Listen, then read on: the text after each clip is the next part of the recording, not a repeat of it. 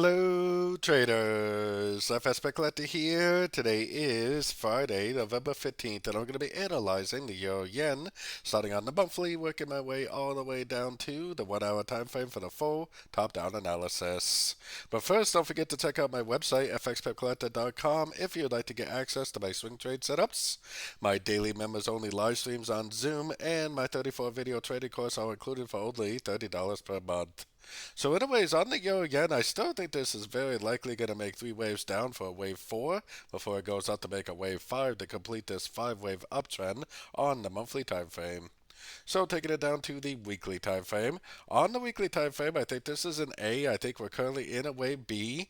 The wave B could be over, but we can't really say for sure until it does break this structure right here, but it may be over. If it is over, then it potentially will start a brand new downtrend for the C of wave 4.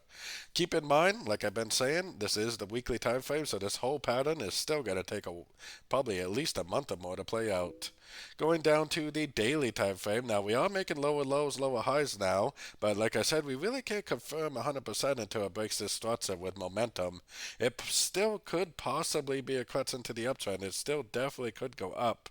I'm kind of hoping that it is starting a new downtrend to the short side for the big wave C, but like I said, until we see that break a structure, we really can't confirm that.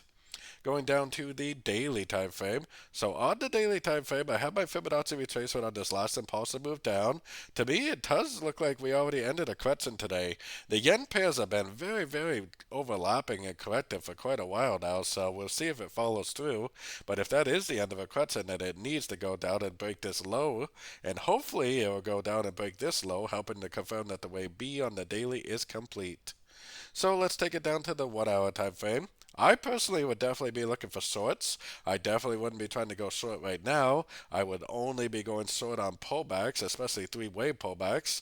To me, it looks like a possible A, looks like a possible B, and possible C. We bounced off the 61% fib, so I'm hoping this is the end of a correction. I'm hoping that we're back into the downtrend, which would be great news because not only can we hold on to shorts, but we can potentially look for more shorts for the continuation of this downtrend. So don't forget to join my free Discord channel, which is linked down here in the corner. And as always, thank you and happy trading.